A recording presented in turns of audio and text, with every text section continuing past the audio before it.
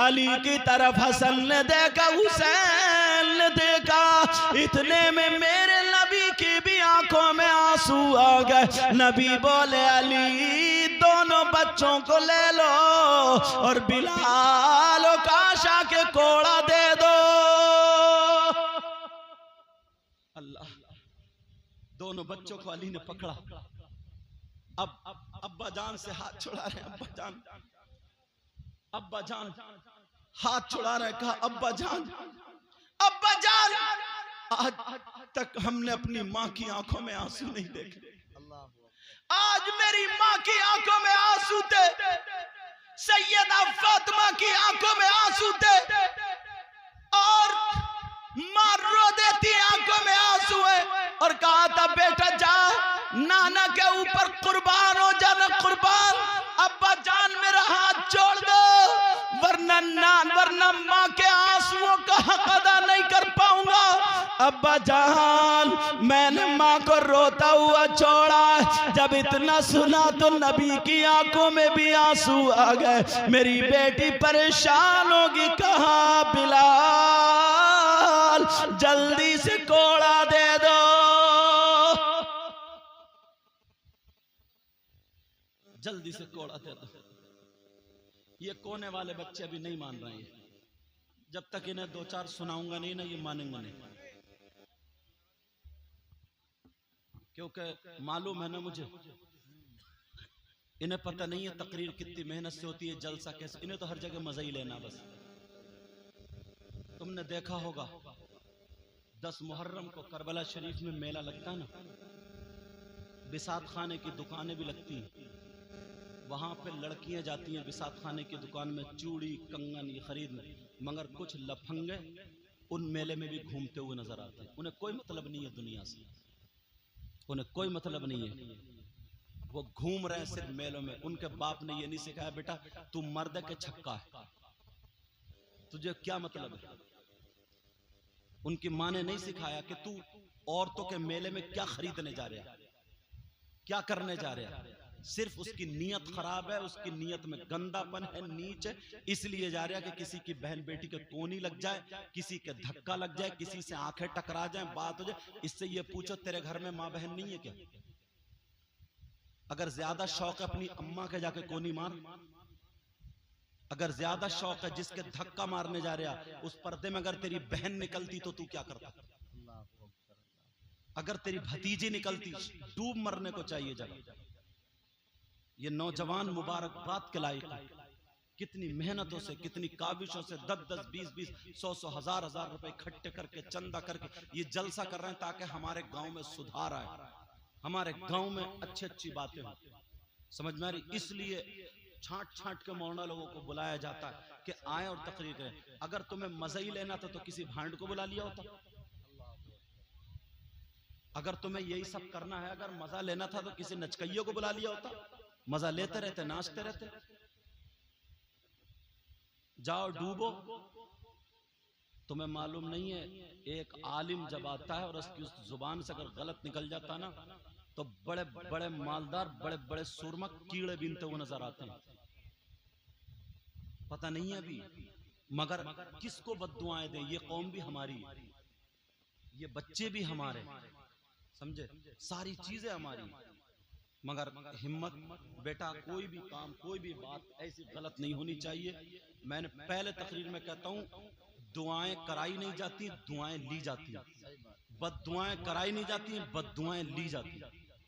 समझे, बद्दुआएं ली जाती हैं। तुम्हें क्या वो अच्छा लगता है कि 50-50 चुटकुले सुना करके, हंसा करके, खिला करके, कुदा करके तुम्हें चले गए, बड़ा मजा आया साहब, बड़ा मजा आया, बड़ा नहीं। इस्लाह की बातें भी कबूल किया करो, समझे। और अगर नहीं बैठना है, नहीं सुनना, तो अपने घर जाओ, आराम करो। जो लोग सुनने वाले होंगे सुनने दो, समझ में आ रही? सुनने दो। लेकिन ये जलसा किसका? ये जलसा हुसैन पाक का, ये जलसा गौसे आजम का, ये जलसा नबी का। मुझसे कुछ नहीं, इनसे कुछ नहीं। अगर नबी नाराज हो गए तो हुसैन पाक अगर नाराज हो गए, होगा ठिकाना? होगा ठिकाना? घोड़ा बितका है, पांव उलझा और घोड़ा भागा, लाके उसी आग में डाल दिया, आग में डाल दिया, जल गए, खत्म। एक शख्स ने यह कह दिया तुम नबी की औलाद कैसे हो, तुम सैयद कैसे हो, तुम तो अली के बेटे हो, समझे, तुम्हारा नसब क्या, ये कह दिया था। बोले मेरा नसब, नबी ने खुद कहा है, मगर तेरा कोई ठिकाना नहीं है। गया पेशाब करने, लैट्रिन करने, ऐसा बिच्छू ने काटा, ऐसा तड़प रहा था पेशाब की जगह पे काटा, उसी को तड़पते तड़पते तड़पते तड़पते मर के चला गया। और जहां दीन इस्लाम की बात आई है तो अपनी गर्दन भी कटा ली हम लोगों ने, अपनी गर्दन भी कटा ली। एक शख्स ने हुसैन पाक की बेटी के, सैयदा फातिमा के, वो सैयदा सकीना के एक थप्पड़ मार दिया था मुंह पे, सैयदजादी, कुछ नहीं कहा था, लेकिन शहादत के बाद अल्लाह ने एक फरिश्ता मुतय्यन कर दिया था, वो उसके थप्पड़ ही मारता था। जैसे लेटता था थप्पड़, उससे पूछा तेरा चेहरा ऐसे क्यों हो गया, क्यों हो गया, तो बोले जब से मैंने सैयदा सकीना के थप्पड़ मारा था, जब लेटता हूं तब से थप्पड़ लगते। एक शख्स ने इमाम हुसैन पाक के सरे हुए कटे हुए सर को घोड़े कि उसमें गर्दन में टांग दिया था। जानते उसका चेहरा खूबसूरत था, पहले गोरा चिट्टा था, मगर ऐसा धुआं, ऐसा काला हो गया और उसका मुंह सुअर जैसा हो गया, खिंजीर जैसा हो गया था। तो अल्लाह के वास्ते, समझ में आ रही, अल्लाह के वास्ते कोई ऐसा काम ना करे, कोई ऐसा ना काम ना करे कि उसके लिए बद्दुआएं दिल से निकल जाए, समझे, या उसके लिए कोई बात है। इसलिए पहले बता रहा हूं क्योंकि ये मेरे नाना की बातें चल रही हैं। किसकी बातें चल रही हैं? नाना की। वहां पर कोड़ा खाने के लिए तैयार है, वहां पे कोड़ा मैं एकदम डायरेक्ट तुम्हें उस रास्ते पे लेकर आ रहा हूं कि हो सकता है माँ की खिदमत करने लगो, हो सकता है तो बाप की खिदमत। एक दो मरतबा मैंने समझा दिया, उसके बाद समझ जाओ, समझ में आ रही। इंसान है, गलती हो जाता है, मगर ये भी हमारे बच्चे, ये भी हमारे। एक शख्स पूछो, मेरी तकरीर में भी बताया मैंने, समझे, ऐसे ही मैं मुहर्रम के महीने में इन चैनल वालों ने डाली भी वो कैंसर वाली बात, मुहर्रम के महीने बुलंदशहर की बात है, जसपुर में पढ़ाता था उस वक्त, ऐसे ही तकरीर कर रहा था। एक शख्स वो जो था ना, दो चार लड़कों को बैठ के और मजमे में हे खिल खिल खिल खिल खिल के ये कर रहा वो कर रहा। एक मर्तबा देख लिया मैंने नजरअंदाज, दो मर्तबा देख लिया नजरअंदाज कर लिया, तीन मर्तबा, आदमी का होता ही है, समझे। एक दो मर्तबा ऐसे ही देखा, देखते देखते दिल को बुरा लग गया, समझ में आ गई। इमाम फिर बाद में जाकर, अरे यार ये मौना लोग ऐसे ही करते रहते।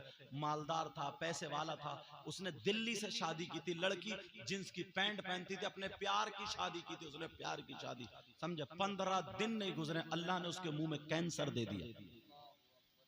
डरो अल्लाह से, खौफ करो। क्या दे दिया उसने? अल्लाह ने उसके मुंह में कैंसर दे दिया, कैंसर। जब उस लड़की ने सुना, जो बड़ा प्यार के दावे भरती थी, वो लड़की छोड़ के चली गई, गया दौलत रुपया, समझे, जीवी पंत में वहां पे। तो डॉक्टरों ने ये कह दिया नहीं, आखिरी स्टेज पे। बोले 15 ही दिन में आखिरी स्टेज पे? बोले हाँ। पैसे वाला था, भी नहीं घबराया, रुपये वाला था। डॉक्टरों की मीटिंग ले ली, अमेरिका तक से उसने डॉक्टर बुला लिए, मगर सब ने ये कह दिया जो खिलाओ पिलाओ इसका कोई इलाज नहीं है, आखिरी स्टेज है।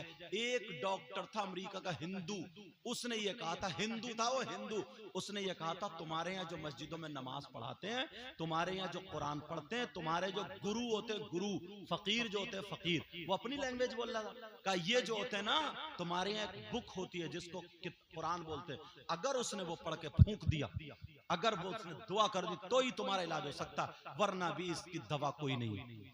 अब वो आता इमाम साहब के पास, जो जुमे के दिन भी बैठा हुआ ऐसे ही करता रहता था, हंसी मजाक दो चार इकट्ठे। हर जगह हंसी मजाक नहीं चलती, हर जगह हर चीज नहीं चलती है। अब आया, बोले मुझे माफ कर दो और ऐसा और वैसा। तो मेरी तकरीर सुनते थे, मुझे फोन किया, कारी यसीर की बात है, कारी यसीर ने मुझे फोन किया।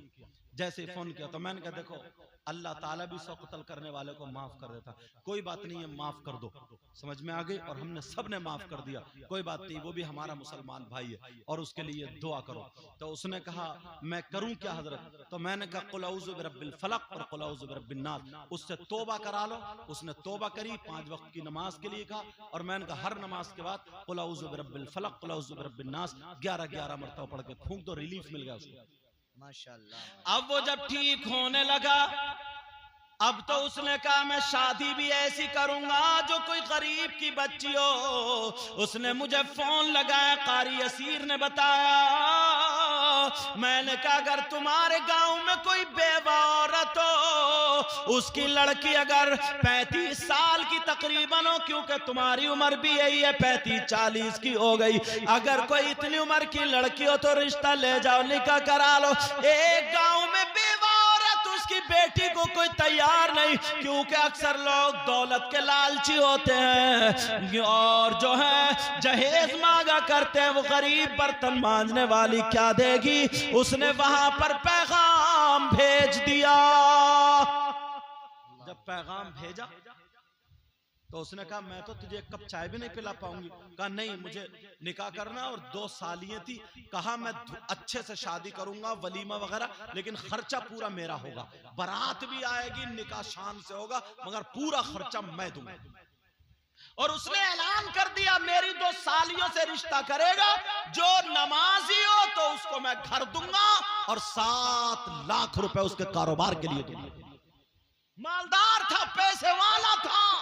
जब इतना कहा, ये बातें हुई, मेरी तारीख ले ली। 17 तारीख जुमे का दिन था, मेरी खाली थी। मैंने कहा मैं तारीख दे देता हूं और जुमा तुम्हारे यहाँ के पढ़ाऊंगा, मस्जिद में निकाह पढ़ाऊंगा। जुमा पढ़ाया, वहां निकाह पढ़ाया। मैं निकाह पढ़ाने के बाद मैं चला। अब वो लड़की, गरीब की लड़की, इतनी दुआएं देने लगी, अल्लाह अल्लाह। वो इमाम साहब पढ़ के फूंकने लगे। अल्लाह ताला ने उस बच्ची को उम्मीद दे दी। बच्चे की उम्मीद से 5वां महीना था, अब उसका कैंसर फिर हरा हो गया। अब उसकी बीवी को पता चला, वो तो रोने लगी, बड़ी परेशान, कहने लगी अल्लाह मेरी शादी भी हुई तो ऐसे, अगर शादी भी हुई तो उससे मैं परेशान। उसने कहा, सैयद साहब ने एक तकरीर की थी कि कुरान वनुनज़्ज़िलु मिनल कुरान मा हुवा शिफा, कुरान मोमिनों के लिए शिफा भी है, रहमत भी, और कुरान में हर चीज का बयान है, अगर इजाजत हो तो बात कर लूं। उसने फोन लगा के बात करी। मैंने कहा हाँ बेटा। उसने कहा कुरान में हर चीज है, शिफा है, तो क्या कैंसर के लिए भी तो कोई आयत होगी? मैंने बताया हाँ, कैंसर के लिए आयत है कुरान में, अगर तू पढ़ ले बेटा, अगर तू पढ़ ले तो इंशाअल्लाह तेरा शौहर ठीक हो जाएगा। वो लड़की कहने लगी, गरीब की बच्ची थी, कहने लगी हजरत मैं अपने शौहर के लिए खून का एक कतरा लगाना चाहती हूँ, आप तो बता दो मैं पढ़ लूंगी। मैंने बताया सुन लो, नोट कर लो, कुरान की आयत है। मैंने कहा बिस्मिल्लाहिर्रहमानिर्रहीम, अफला यालमु मन खलक व हुवल लतीफुल खबीर। 2022 मर्तबा जो ये आयत 3 महीने पढ़ ले, इंशाअल्लाह कैंसर खत्म हो जाएगा। अभी ज्यादा दिन नहीं हुए, नूरुद्दीन मंदिर साहब का पूछो, चले गए। 3 महीने नहीं गुजरे, रामनगर मंडी की बात है, वो बच्ची उसकी माँ को था, आज नॉर्मल है, रिपोर्ट है आज नॉर्मल है, 3.5 महीने हो गए। तुम्हारे यहाँ पे सैसवान है, यहाँ की एक बच्ची, उसकी बहन ने पढ़ा। अभी भी मेरे पास फोन आया था और 1 हफ्ता पहले ही फोन आया था। उसने वहां पर एम्स है कोई दिल्ली में, वहां पे जाकर कराए, सारी रिपोर्ट है, और पहले कह दिया था कैंसर था, सब रिपोर्टें मौजूद है, और आज बिल्कुल एकदम क्लियर। समझ? अभी आप आगे मोटरसाइकिल पे आ रहे थे, वो मुझसे तारीख मांग रहे थे कि मैं मुलाकात करना चाहता हूं, जबकि उस बंदे ने मुझे नहीं देखा, मैंने उसको नहीं देखा, सिर्फ फोन पे बात। तो कुरान मोमिनों के लिए रहमत भी है, दवा भी है, दुआ भी है। समझ में आ रही बात?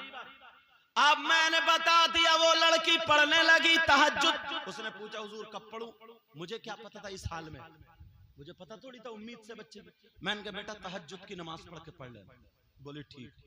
अब वो लड़की, एक तो इस वक्त में लड़की जब उम्मीद से होती है तो बेचारी वैसे ही गिरी पड़ी रहती है, खाना पीना अच्छा नहीं होता है, इधर टेंशन थी मेरे शौहर का क्या होगा, मगर वो लड़की पढ़ रही है ये ज़िक़ादा ज़िलहिज्जा का महीना था, लड़की कमजोर हो गई, खाया नहीं जा रहा, पिया नहीं जा रहा। अब मुहर्रम का महीना आ गया, लड़की एक रात पढ़ती रही, 2 रातें, 2 महीने पीछे पड़े थे। इधर मुहर्रम का महीना आया, जब 21वीं रात आई तो वो लड़की कुरान शरीफ सामने रखा, दुआ मांग रही थी, इसे चक्कर आ गया, कमजोर थी, चक्कर आ गया। जैसे ही चक्कर आया, इस लड़की ने टेक लगा ली दीवार से टेक लगाई, आंखें बंद हो जाती है, कभी खोल रही है कभी बंद। इस लड़की का कहना, मैंने देखा कुरान पाक से एक हरी लाइट निकली। क्या निकली बोलो? एक हरी लाइट निकली, और वो हरी लाइट कुरान पाक से मेरे चेहरे पे पड़ी। वो लड़की कह रही है, मेरी आंख खुल गई, मैं खूब देख रही हूँ। और वो हरी लाइट ऐसे जाते जाते मेरे शौहर के कमरे में जा रही है, शौहर के सर से लेके पैर तक कुरान पाक से वो लाइट निकली, सर से लेके पांव तक उतर गई। और जैसे ही उतरी, वो लड़की बोली, मुझे खुनूदगी आ गई, नींद सी आ गई, मैं दीवार से टेक लगाए आंख लग गई, तो मैंने सुना एक कोई थी मेरे मुड्ढे पे हाथ रख के मुझसे बोली, बेटी उठ जा, मेरे बच्चों का सदका मिल गया, तेरा शौहर ठीक